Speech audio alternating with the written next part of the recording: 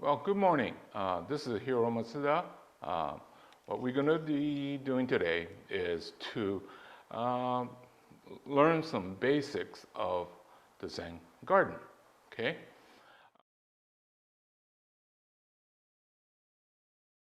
Okay.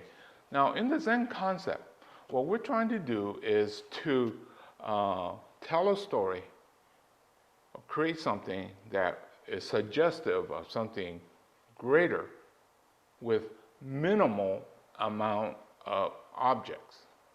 So straight sand, it doesn't tell much of a story other than, wow, it's kind of lonesome here. The rock. Oh, and you go, oh, I've seen that rock before. Well, anyway, it's going to be part of the Zen garden. Okay? So we take that familiar rock and I'll be placing it for you as the front. So I'm looking at the back side. So we place the rock like so. Remember, burying it to its widest point. Two rocks. There's a 1 and a 2. Okay? Now, the most common and the thing to remember is the number 3, or more importantly, the triangle.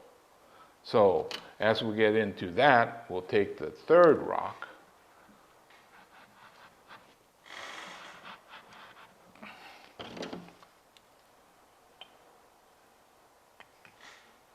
and place it. This is the second. So there is a sort of a triangle, although these two are a little close. What you could do is take one and really making it deep so that 1, 2, 3 in height. But from the overhead shot, 1, 2, 3, a triangle. But not an equilateral triangle. We try to do a balance without symmetry in the Japanese approach. It's a different configuration of the same rock, 1, 2, 3, right? 1, 2, 3. And from the overhead shot, you could see that there is a triangle. And when you look from the front view, yes, tall, middle, and short. So there's a number of different ways that you could do your 1, 2, 3 with the same rocks. And that's sort of the challenge, is how many same 3 rocks. As we look from the overhead, once again, that triangle. And then from the front view, tall, middle, short. Let me show you another aspect of the Zen garden. Now, to sort of complete this arrangement and put the final touches, what we're going to do is take a rake and run interesting patterns. If you look at those famous gardens in Kyoto, quite often they run these straight lines, right?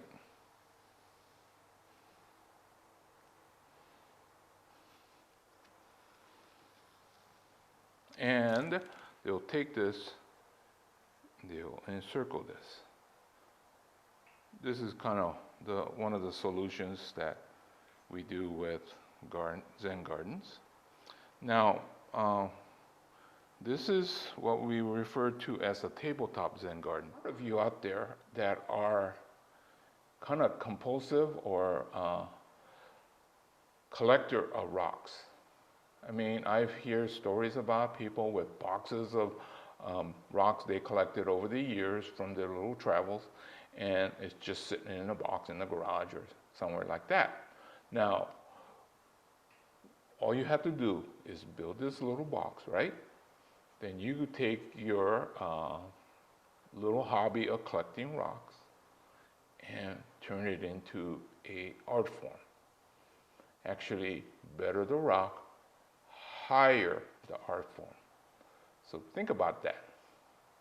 And you know what? The other thing too is, this is, we call it really high level art. It's nothing but a sandbox. So we could be kids and we call it art, and we're just having fun like we always did in the sandbox.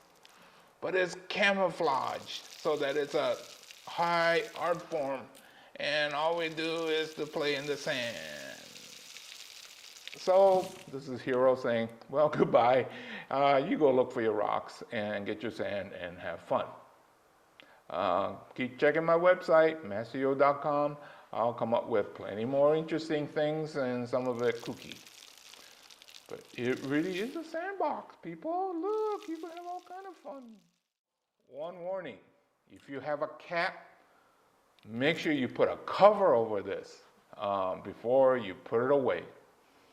I made the mistake when I had Panther, and guess what? I have to dump all the sand and really clean the box.